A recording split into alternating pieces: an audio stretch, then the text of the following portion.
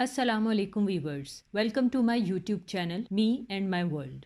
آج میں آپ کے لیے قطر پروڈکشنز کے ڈرامہ عمر سیریز کی قسط نمبر 2 کا اردو ترجمے کے ساتھ اوور ویو لے کر آئی ہوں۔ ڈرامے کی طرف بڑھنے سے پہلے آپ سب سے گزارش ہے کہ میرا چینل سبسکرائب کریں، میری ویڈیو لائک کریں اور زیادہ سے زیادہ اپنے فیملی فرینڈز کے ساتھ شیئر کریں۔ شکریہ۔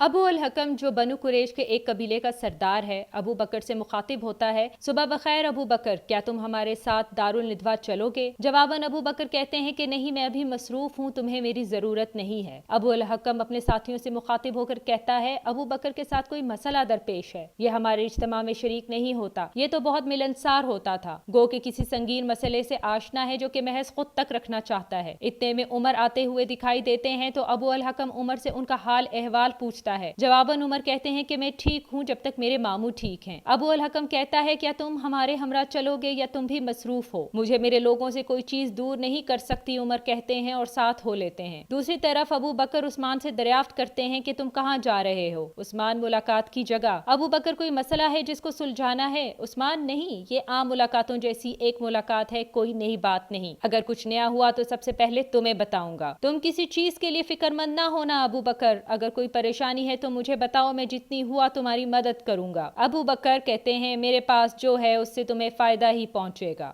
ابو بکر کہتے ہیں، آج کی ملاقات کو چھوڑو اور میرے ساتھ آؤ۔ تم اپنے بھائی کے متعلق کیا سوچتے ہو؟ عثمان، کون؟ تم؟ ابو بکر کہتے ہیں، ہاں، میں نے کبھی تم سے کوئی جھوٹ بولا؟ عثمان جواب میں کہتے ہیں، بالکل نہیں، تم بے شک ایک بہت سچے اور مہربان انسان ہو۔ ابو بکر، اور سب سے زیادہ سچا اور مہربان عبداللہ کا بیٹا محمد ہے۔ عثمان جواباً کہتے ہیں، بالکل درست، ایسا ہی ہے جیسا کہ تم نے کہا۔ محمد ابن عبداللہ بے شک جو کہ صادق بھی ہیں اور امین بھی، پر ان کی بابت کیا واضح نہیں، بتاؤ گے؟ ابو بکر کہتے ہیں، بتاؤں گا، پر وعدہ چاہتا ہوں کہ تم کسی سے بیان نہ کرو۔ عثمان کہتے ہیں، تم نے صحیح معنوں میں مجھے پریشان کر دیا ہے، پر میں وعدہ کرتا ہوں۔ ابو بکر کہتے ہیں، در حقیقت ایسا ہی ہے کہ عرب نے آج سے پہلے ایسا کچھ نہیں سنا، یہ دنیا اور آخرت کو صحیح راہ پر گامزن کرتا ہے۔ عثمان فرماتے ہیں، یہ آخرت کیا ہے ابو بکر؟ ابو طالب علی سے مخاطب ہوتے ہیں، علی، تم نے اپنے چچا زاد کو تنہا کیسے چھوڑا؟ میرا مطلب محمد سے ہے، وہ رب کے فضل و کرم سے بالکل خیریت سے ہیں۔ علی فرماتے ہیں، کون رب؟ میں نے آج تمہیں اس کے ساتھ پہاڑ پر دیکھا تھا، تم کیا کر رہے تھے؟ ابو طالب دریافت کرتے ہیں، جواب طلب کرتے ہیں، تم نے سجدہ کیا، پھر کھڑے ہو گئے، تم نے وہ سجدہ کیا جو ہم اپنے بتوں کے آگے کرتے ہیں۔ آج تک محمد کو اور تمہیں میں نے بتوں کی پوجا کرتے نہیں دیکھا جن کی ہم کرتے ہیں۔ علی فرماتے ہیں، جو آپ نے دیکھی وہ نماز تھی، ہم نماز ادا کر رہے تھے جس کا حکم اللہ نے نبی کے ذریعے بھیجا۔ نبی کیا مطلب؟ ابو طالب نے پوچھا۔ آپ کا بھتیجا محمد، وہ در حقیقت ایک نبی ہیں اور آسمان سے ان پر وحی کا نزول ہوتا ہے، وہ قرآن پاک ہے، اللہ کی مقدس کتاب، میں پیروی کرتا ہوں دین اسلام کی۔ نبی، وحی، قرآن، اسلام، تم نے میرے بیٹے مجھے بہت کچھ کہہ دیا، ابو طالب فرماتے ہیں۔ ابو طالب علی سے مخاطب ہو کر کہتے ہیں، علی، محمد حق لے کر آئے ہیں، ان کے ساتھ رہو اور تم یہ بات کسی پر آشنا نہ کرنا جب تک اللہ کی طرف سے پیغام نہ آئے۔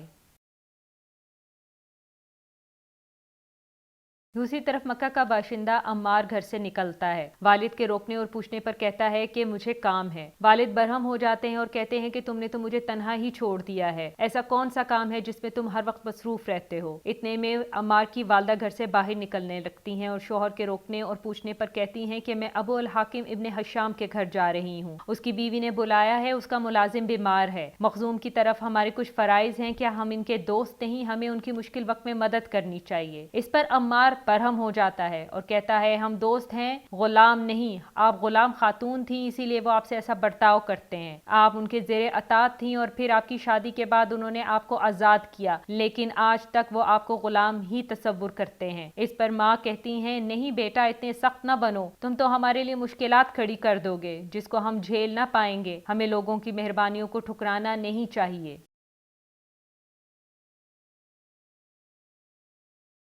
ابو الحکم کے گھر میں ان کے ساتھی بیٹھے ہوئے ہوتے ہیں، اتنے میں عمر تشریف لاتے ہیں۔ ابو الحکم کہتے ہیں خوش آمدید میرے بھانجے، خوش آمدید، تم نے الخطاب کو کیوں چھوڑا؟ وہ ٹھیک تو ہیں؟ وہ ٹھیک ہیں، عمر فرماتے ہیں۔ ابو الحکم سوال کرتے ہوئے کہتا ہے تم خیر سے آئے ہو یا کوئی کام ہے، اور کیا خبریں ہیں؟ عمر فرماتے ہیں ہم نے کچھ سنا ہے۔ ابو الحکم تمہارا مطلب محمد سے ہے؟ عمر سر ہلاتے ہیں جی ہاں۔ ابو الحکم کہتے ہیں جو ہم نے سنا سچ بھی ہے، تب بھی ہم کچھ نہیں کر سکتے جب تک کہ وہ کھلم کھلا کچھ نہ کہیں، ہمیں ان کا مقصد نہیں معلوم، اور اگر وہ ہمارے خلاف ہوئے تو اس صورت میں ہم ان کو روکیں گے۔ جواباً عمر فرماتے ہیں مجھے یقین ہے کہ محمد اپنے دین کی تعلیمات چھپا کر لوگوں کو دے رہے ہیں، اور ان لوگوں کو جن پر ان کو بھروسہ ہے۔ ابو الحکم کہتا ہے تو کیوں نہیں محمد نے ہم سے آغاز کیا جبکہ ہم قریش کے سردار ہیں؟ اللہ کی قسم ہم ان کی طرف سے کچھ قبول نہیں کریں گے۔ وہاں پر موجود ایک شخص جواباً کہتا ہے بغیر ان سے کچھ سنے کہ وہ کہنا کیا چاہتے ہیں۔ اس پر ابو الحکم کہتا ہے ہمیں سننے کی ضرورت نہیں، ہم سیکھ چکے، ہم ان کی مخالفت کریں گے۔ یہ غلط ہے کہ وہ ہمارا عقیدہ چھوڑ چکے ہیں جو ہمارے آباء و اجداد کا بھی تھا، اسی وجہ سے ہم تمام عرب پر سرداری رکھتے ہیں، اور جب وہ نبی ہونے کا دعویٰ کریں گے کہ ہم سب کو محمد کی پیروی اور اطاعت کرنی ہوگی اگر ہم رب کی اطاعت کرنا چاہتے ہیں، ہم ہاشمی قبیلے کی برتری نہیں قبول کریں گے، تو محمد کہیں گے کہ میں بنو ہاشم کی سربراہی نہیں چاہتا، میں چاہتا ہوں اللہ کے اصولوں کی پیروی کریں جس نے مجھے پیغمبر بنا کر بھیجا ہے تمام انسانیت کے لیے، ہم اپنی عزت اور برتری کے لیے ان سے مقابلہ کریں گے۔ اتنے میں سمیہ کمرے میں داخل ہوتی ہیں۔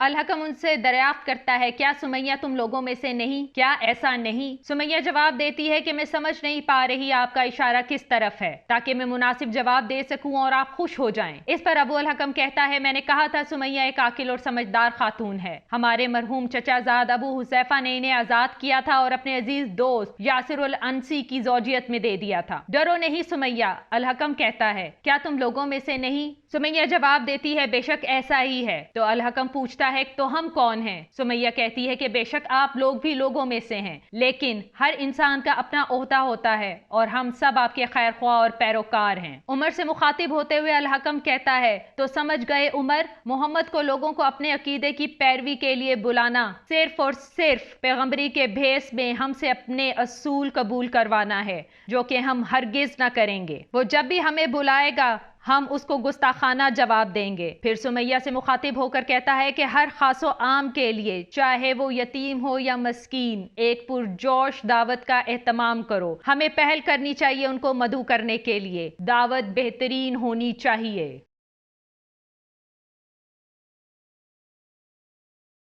دوسری طرف ابو سفیان راستے میں موجود لوگوں سے طنز و مزاح کرتے ہوئے جا رہا ہوتا ہے تو دیکھتا ہے نماز کی ادائیگی کرتے ہوئے مسلمانوں کو، فوراً چیخ اٹھتا ہے تو افواہیں درست تھیں، آج ہم نے اپنی آنکھوں سے دیکھ لیا تو اس سے بہتر کچھ نہیں، تو اس طرح تم لوگ نماز ادا کرتے ہو؟ ہم محمد اور ان کے عقیدے کے بارے میں سنتے رہے، جو کل تک سرگوشیاں تھیں آج گونج بن گئیں۔ سعد بن ابی وقاص جواب دیتے ہوئے فرماتے ہیں ابو سفیان ہم نے بہت کوشش کی کہ تم ایسا کچھ نہ دیکھو، اس لیے ہم نماز کے لیے اس جگہ آتے ہیں، ہم اللہ کے پیغمبر کی پیروی کرتے ہیں، اللہ کی مرضی تھی کہ تم نے آج ہمیں دیکھا، ہمیں اکیلا چھوڑ دو جیسا کہ ہم نے تمہیں چھوڑا ہے اور نیک دعاؤں کے ساتھ رخصت ہو جاؤ۔ اسی اثناء میں لڑائی ہو جاتی ہے اور ابو سفیان بھاگ جاتا ہے۔ عمار گھر آتے ہیں، سمیہ پوچھتی ہیں تمہیں کیا ہوا ہے عمار؟ عمار کہتے ہیں کچھ نہیں۔ سمیہ کہتی ہیں تمہیں مجھے بتانا پڑے گا بیٹا کہ تمہیں کیا ہوا۔ تو عمار فرماتے ہیں ہم انہیں اس سے بہت زیادہ دے چکے جو ہم نے ان سے لیا تھا، میں نے کبھی کم خیال نہیں کیا ان کا۔ سمیہ پوچھتی ہیں وہ کون ہے؟ ابو سفیان اور اس کا گروہ۔ عمار کہتے ہیں کیا تم نے ابو سفیان اور اس کا گروہ کہا؟ ابو سفیان قبیلہ عبد الشمس کا سردار ہے، تم کون ہوتے ہو اس سے جھگڑا کر دیا؟ کیا تم پاگل تو نہیں ہو گئے؟ کیا تم کو یاد نہیں کہ ہم کون ہیں؟ جواب میں عمار کہتے ہیں جی ہاں مجھے یاد ہے کہ در حقیقت ہم قریش سے نہیں، میری والدہ ابو حذیفہ کی غلام تھیں، میں یہ سب جانتا ہوں، میں یہ کبھی نہیں بھولا۔ والد محترم قریش کے سردار مجھے ہمیشہ یہ بات یاد دلاتے ہیں کہ میں کون ہوں۔ پھر تم نے کیسے جرأت کی؟ والد نے کہا۔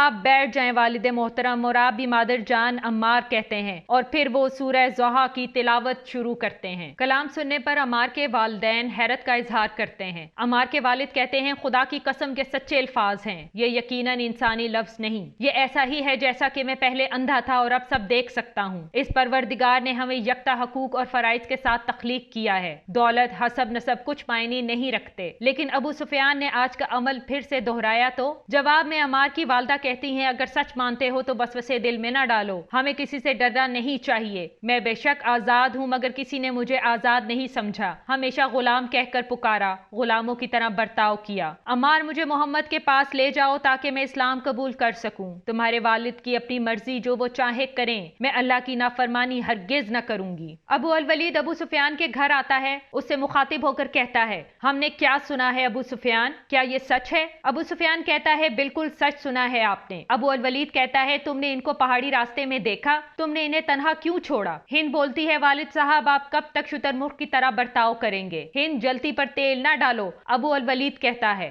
تو والد صاحب آپ کو پتا ہے یہ آگ ہے اور یہ چنگاری سے شروع ہوتی ہے، ہمیں اس کو بجھانا چاہیے ورنہ ہمارے گھر بھی اس سے جل جائیں گے۔ محمد واقعی اپنی مرضی کر رہا ہے، جیسا کہ تم نے کہا ٹھیک ہوتا اگر محمد اکیلے کسی اور کی عبادت کرتے، لیکن وہ اپنے دین کی تعلیم پھیلا رہے ہیں، لوگ ان کی پیروی کر رہے ہیں، کچھ لوگوں کو ہم جانتے ہیں اور کچھ سے ہم انجان ہیں۔ ابو سفیان کہتا ہے ایک تو ابو بکر ہیں، اس کے علاوہ عثمان ابن عفان، عثمان ابن مظعون، سعد ابن ابی وقاص، عبد الرحمن ابن عوف اور بہت سے کمتر لوگ جو ان کے ساتھ مل رہے ہیں، آپ سے بغاوت کر رہے ہیں۔ ہند کا بھائی کہتا ہے ہم یہاں محمد کے بارے میں بحث کر رہے ہیں، حالانکہ انہوں نے ابھی تک اپنے عقیدے کے متعلق ہم سے بیان نہیں کیا، نہ ہی تنقید کی اس پر جو ہم کرتے ہیں، بس ہمیں ایسا نہیں کرنا چاہیے۔ سچ تو یہ ہے وہ بنو ہاشم سے تعلق رکھتے ہیں اور ہم سب ابن مناف سے ہیں، ہم سب قبیلے والے ایک ہو جائیں گے اگر کوئی تنازع ہوا۔ صبر اور سمجھداری کا مظاہرہ کرنا چاہیے، پیغمبری کا دعویٰ بالآخر ہمارے لیے بھی ہوگا، فائدہ دے یا چاہے نقصان، مجھے یہی کہنا تھا اور تم لوگوں کو ماننا ہوگا، بس ہمیں تدبیر سے کام لینا ہے۔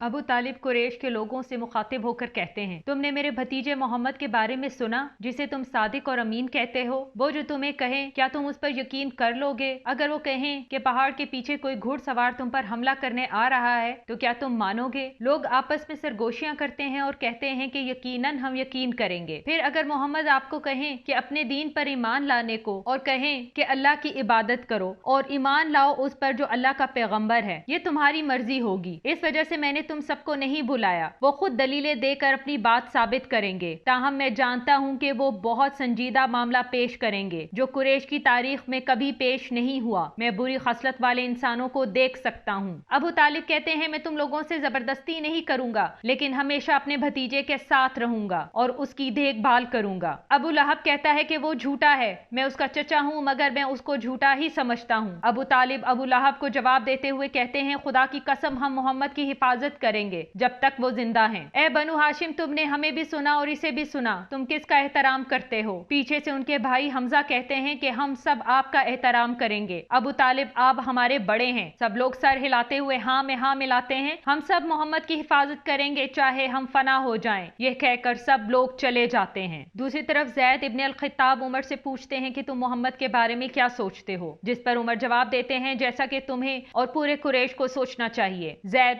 ہم حرم کے لوگ ہیں، پورا عرب صرف حرم کی وجہ سے ہماری عزت اور احترام کرتا ہے۔ عمر کہتے ہیں کہ قریش عرب میں سب سے برتر ہے اور اگر ہم محمد کے عقیدے کی پیروی کریں گے تو یہ ہماری تقسیم کا باعث بنے گا، باقی عرب کہے گا کہ ہمارے مذہب کی کوئی کامل بنیاد نہیں اور ایسا نہیں ہونا چاہیے، ہم کبھی محمد کے عقیدے کی پیروی نہیں کریں گے اور میں چاہوں گا کہ بنو عدی کے لوگ بھی ایسا ہی کریں، یہی ہے میرا نظریہ۔ جس پر زید کہتے ہیں تجارت اور حرم کی وجہ سے لوگ ہمیں عزت دیتے ہیں، اس پر عمر جواب دیتا ہے یقیناً ایسا ہی ہے، خدا نے ہمیں زیارت کرنے والوں کی مہمان نوازی اور خدمت کے لیے چنا ہے، یقیناً یہ سب حرم کی وجہ سے ہے۔ عمر جا رہے ہوتے ہیں اور زید کو کہتے ہیں کہ جلدی کرو، ہمیں دیر نہیں کرنی چاہیے اور نہ ہی اپنے بڑوں کو انتظار کرانا چاہیے۔ وہ دارالندوہ میں ایک ضروری بات پر بحث کر رہے ہیں، جس پر زید کہتے ہیں جیسا کہ میں نے کہا کہ میں قریش کے بڑوں کے ساتھ کیا کروں گا، جس پر عمر کہتے ہیں کہ یہ تم کیا کہہ رہے ہو؟ انہوں نے اجلاس میں بلایا ہے اور قریش کا ہر قبیلہ اجلاس میں شامل ہوگا۔